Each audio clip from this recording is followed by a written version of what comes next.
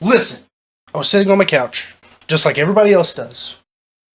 Playing on your phone, going deep into the interwebs. I ran across a video of Joel Holmes playing Crazy Train at a rehearsal with Ozzy Osbourne. Obviously I want to watch this. This is content I want to see. So I watch it, and I realize that he did pretty close to what Randy did. Slight differences, but pretty close. But that also got me wondering, Austin, do you exactly remember what Randy Rhoads did? And then I was like, no, of course I don't.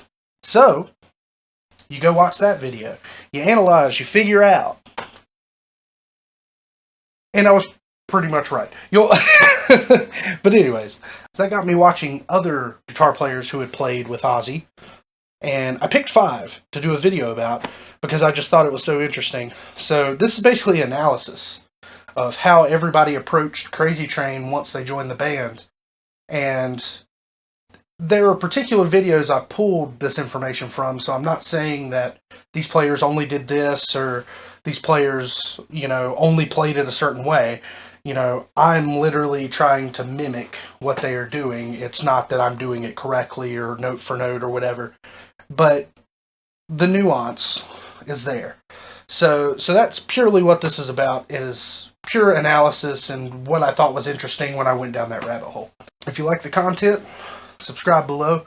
It'll, help greatly creating more content. Also, too, if I missed something, make sure you put it in the comments below. Or, if you dislike this video, tell me why you did. You got it, I can put it out there. If you're going to dislike the content, then I would love to know why. So, anyways, maybe we should go on ahead and get to it. Get to whittling. Yeah, maybe. I guess. I don't know.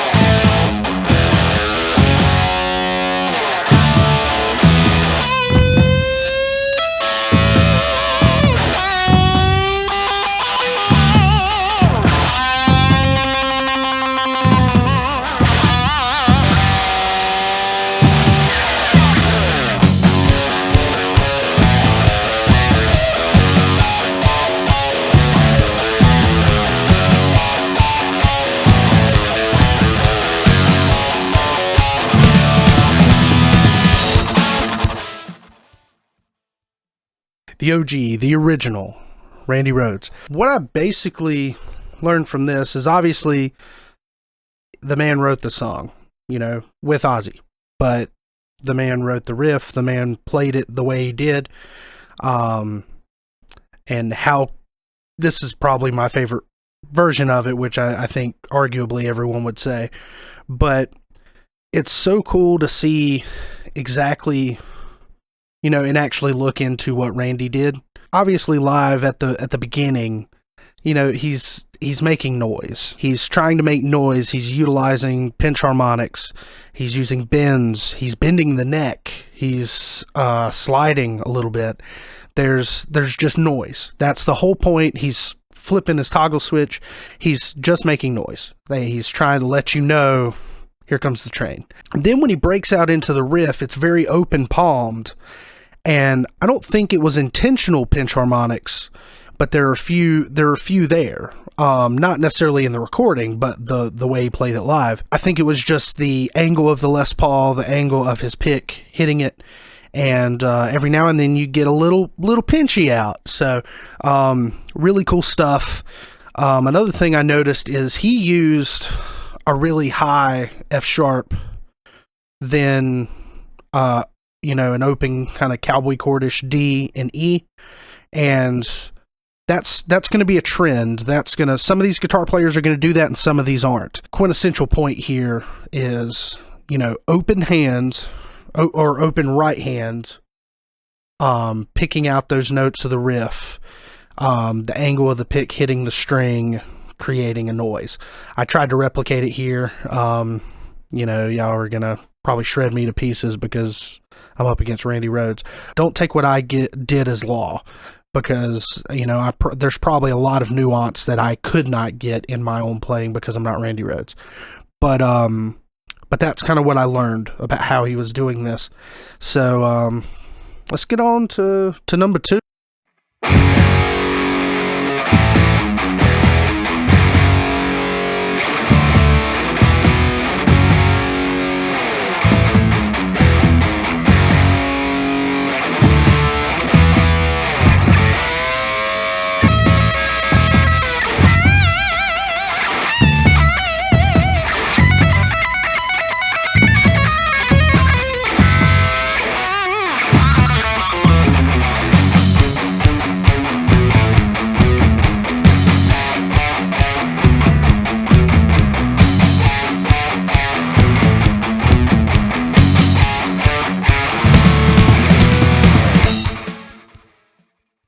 So number 2, J.A.M. Lee. So J.A.M. Lee, being a pretty popular recording artist with Ozzy, you know, playing stuff like Bark at the Moon, Shot in the Dark. I love that he set a precedent. So what Jake did is literally said, we're going to play the song, and I'm going to do it my way. And I think this is part of the problem maybe Ozzy had with him, is that Jake had that attitude about his playing, which wasn't a bad thing. Jake had a lot of style to show off. I just don't think, I think Ozzy was missing Randy. Let's just be honest. With that being said, very different. Very different. So opening this one up, no high F sharp. It's a low F sharp power chord. He does use the build up, so he doesn't use the cowboy chords until the very end of the riff when he opens up the song. So that low F sharp, D chord off the A string, and then E chord off the A string, and then he uses the high F sharp. He'll add that in, do the opening riff again, and jump back into the low F sharp. So he's basing everything out of that low F sharp. That's essentially what he's doing. Even though Randy did kind of an opening noise-making session, it was just noise. And J.A.M. Lee, I think, was more limited with tricks, if that sort of makes sense. J.A.M. Lee is not a trick player. That he just never has been. So Jake took it out of the approach of, I'm just going to play fast. So he does kind of an F sharp pentatonic thing, which other guitar players for Ozzy did. So it is really cool that Jake's the one who set that precedent and not necessarily Randy. So anyway, so he gets done with that. He gets into the actual Crazy Train riff. And when he's doing that, he's palm muting everything. He's occasionally picking up his hand at the end of the riff to kind of let some mild, what I would call mild harmonics come through. So he's obviously picking at an angle as well. That's creating that noise, but when he's palm muting, you're only getting the chug out of his playing. And then on the last go through before we hit the verse, he's playing that high D and that high E again. He's not using the cowboy chords or the kind of the Carter style stuff that Randy was doing. And I don't think Randy was doing it because he's a country player. But what I'm trying to say is that he was using kind of an open D and an open E, whereas J.A.M. Lee's using power chords to accomplish that D and E swap. I think Jake probably did it out of, it was the 80s and most music was like that. So you were hardly ever using those big chords. You were using a lot of power chords. So that's probably why he just approached it that way. He probably just assumed that Randy was doing that, and obviously we find out that he's not. But J.A.M. Lee didn't have YouTube like we do to kind of go find this stuff. So congrats to Jake, because I think he definitely did make it his own.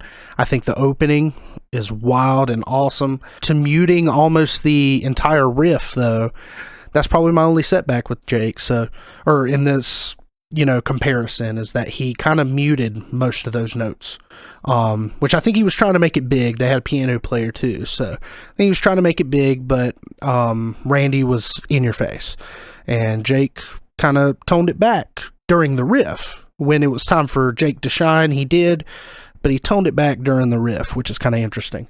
So hopefully I did Jake justice here in kind of replicating what he did. And on to the next one. We're on to number 3.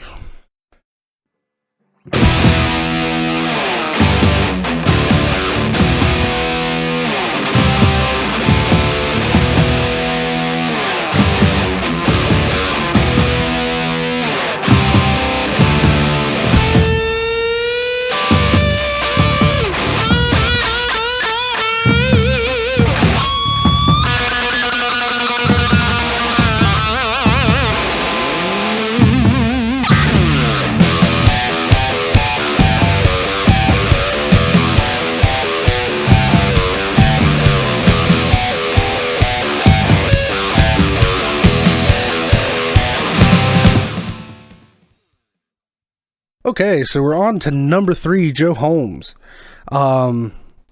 This is what got me down this rabbit hole. So he kind of does the same thing that Randy was doing. Obviously, this is roughly 98, so Ozzy wasn't the singer he was. Let's just say that. So the band has tuned down at this point. So Joe Holmes is in D standard. And I'm going to approach it still from the idea that everything's in E, so the way I talk lines up with that. But he was in D standard, so he's kind of, if you will, the first in this list of players that I went over to hit the D standard. The D standard. So he's doing the opening almost identical. Let's just say. The chords, the way Randy did it, he's starting with that high F sharp, he's using those big open chords. And I think that's what gravitated me towards this. I've heard Joe play multiple times. I just never heard him play Crazy Train. The difference here, obviously, in the noise making. And this, I think, is the limitations of the equipment the two individuals were working with. Joe plays a Strat, and even though in this video I used my Randy V for all the D standard stuff, I used the Strat on Jake, and that tremolo is floating, so I didn't want to tune it down to D standard. And obviously mine's a little beefier than Joe's was, but you get the gist of it. So basically he's doing everything almost the same until he starts making those noises, and the noises he's doing more with his pick and less with the guitar. So instead of using like the toggle switch, he's kind of picking real fast. He also does kind of a dive bomb with the whammy bar. He pulls back on his whammy bar. He didn't have a bar on it in that rehearsal. I don't know if that's absolutely normal for him. He didn't have a bar on it, so instead of like pressing the bar down or something, he just grabbed the Floyd and bent it, like pulled it towards him to do that kind of Randy Rhoads inspired neck bend. He does a big bend up at the top, probably around the 15th, 16th fret on the low E string. And that kind of gives this kind of floppiness sound where Randy was using more of a pick slide. So I think Joe was approaching this more as let's replicate what Randy did as close as we can. But within music, instead of trying to make noises, he was trying to still use frets and notes. And I think he got it the closest of any of these guitar players to what Randy was doing. Then we get to the actual riff, and this is where things get real interesting for Joe, because a couple times he plays it open-handed, guitar is angled, and he's picking angled, and he's basically simulating what Randy was doing. But there's things I think about Joe's playing that he can't stop doing. And there's a couple times where he throws his right hand down, sort of like Jake had, except Jake did it the whole entire time. There was a few times, going through that riff where he laid it down just to get that gung gung thing, but he'd almost immediately pick it back up. I think he's a good blend of what kind of Randy and Jakey Lee were doing together, but closer to what Randy was doing. Predominantly what he's doing is leaving an open hand to pick those notes and to periodically pick out a harmonic here and there, which is cool. And he does the same thing using the big open chords. And then you jump into the song. So I truly think Joe Holmes got it the closest out of all of these guitar players, not to spoil it. But I've got two more guitar players for you that are probably more well known than Joe. So anyway, so we'll get to number 4. Foe.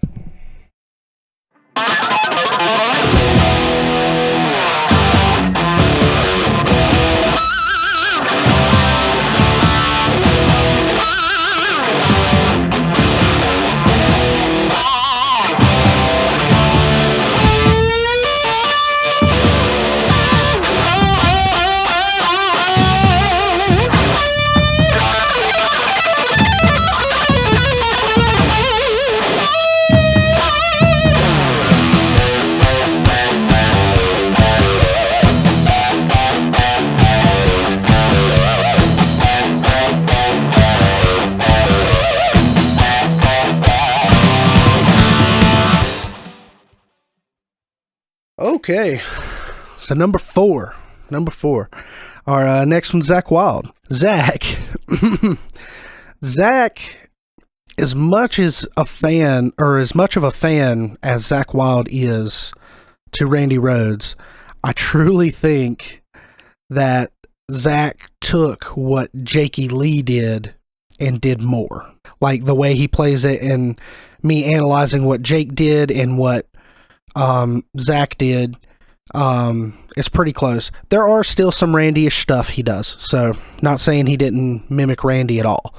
When we open up, he uses kind of a harmonic slide, and what that means is he's doing some pull-offs with his left hand on one of the strings, and he's sliding his hand, the side of his hand down to touch harmonics, and it's creating a cool noise.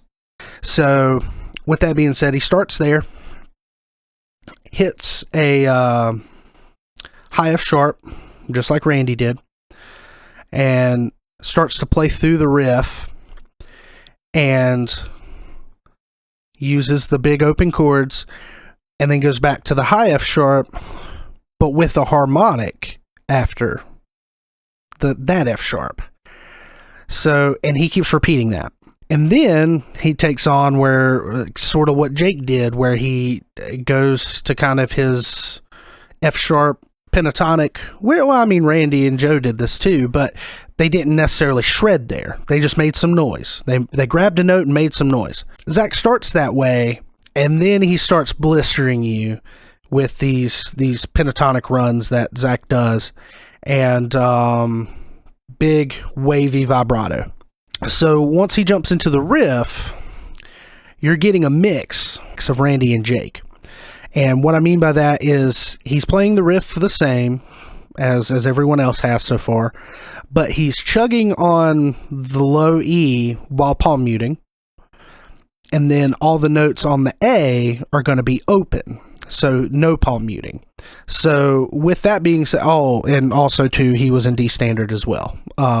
All the rest of the guitar players are in D standard. He chugs the low, picks the high, and on the very last note, instead of ending the riff, how Randy, Jake, and Joe all ended the riff the same way, Zakk Wylde hits you with a big low string harmonic. I believe it's the 4th fret. I can't remember. You can see it in the video you just watched beforehand. But he hits you with a big harmonic instead of ending the riff. And I think that's what created the Zakk Wylde style of this. Obviously, the big harmonics, the big wavy vibrato, and then those harmonics in the riff really build it up and do what Zakk wanted it to. He ends it with the big chords.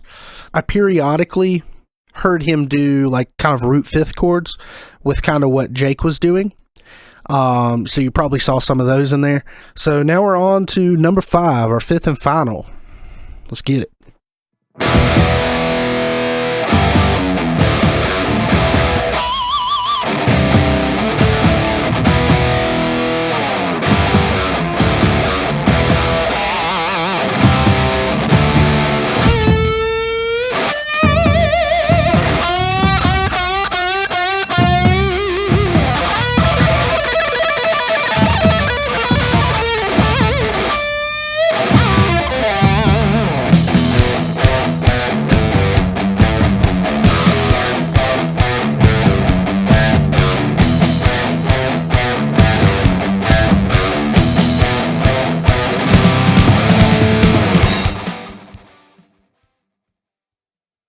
So our last Ozzy guitarist, Gus G.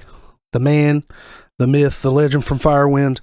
He does a really cool job at this because he kind of modernizes Ozzy in a sense.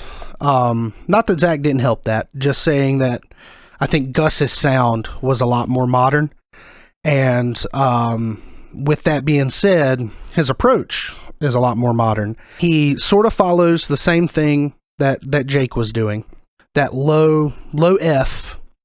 And the one thing, I don't know if I got this in my recording or not. This is something, I've analyzed these a million times, and even while I was doing the recording, so I don't know if I caught this.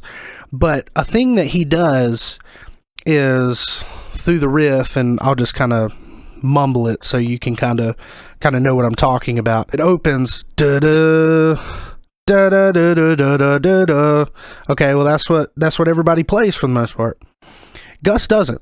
So he plays the da-da, da-da-do-do-da-da, da-da. So he doesn't do the extra notes there at the end of that. I don't know if I caught that. If I didn't, I'm sorry. It's a lot of analyzation. Trying to replicate guitar players is not the easiest thing in the world either, especially their sounds. But so Gus, that's kind of the way he opens it. And he uses those root fifths, like I was saying. So on the first time through, he's using low F sharp. He walks up just like Jake did, where he goes that root fifth,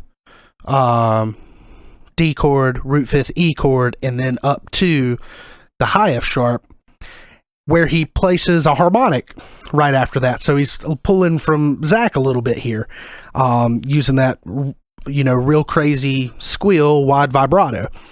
Then we get into Gus's shred bit. So he's doing essentially the same thing that like Zach was doing, where he's running pentatonics, but he's really widening, that minor pentatonic and hitting it all on one string, which is I find really cool. Again, big wide vibrato.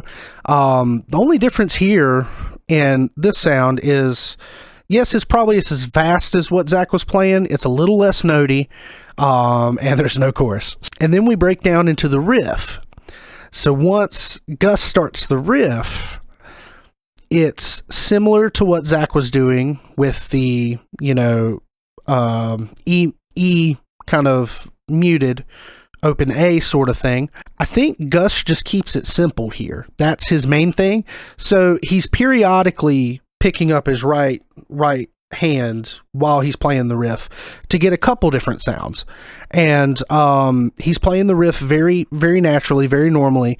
There's nothing out of the ordinary. There's no harmonics in this part or anything like that. He's just periodically picking up his right hand and putting it down. And I think what that does is that allows you to play the same thing and get different sounds while you're doing it. And then going into the verse, you hear those root fifths again, which is basically what Jake did. So I thought this was a really cool analysis of these guitar players and showing how you can play the same thing, literally play the same thing for the same audience, for the same band that it was created in, so many different ways in your style is essentially what ends up happening. And it's not necessarily wrong. All of those guitar players were correct. Nobody was trying to rip off Randy Rhoads, which is really cool. It's really cool. You get a very unique, organic sound from each of these guitar players. That's my analysis. I thought it was pretty cool, and it was cool to hear the differences in these guitar players. I'm also a guitar teacher. I've been instructing for longer than I haven't, I think, at this point. So if you find yourself needing guitar instruction, you can DM me on social medias, which I'll have my Instagram and Twitter around here, or you can shoot me an email at officialaustinblakely@gmail.com. Again, if you enjoyed the content, subscribe below. If you hate that I missed Brad Gillis, comment below and let me know why. You can always go check out my bands. I've got a band called Omnisci that doesn't have anything out right yet, but we've got some live footage that some people have taken. I've also got a band called J.A.M. That we just released a single called Lights Out. You can find that below as well. Also, my band Nature of Rebel Minds, probably my biggest project. You can check us out at a link below. So yeah, check all that out below. And until next time,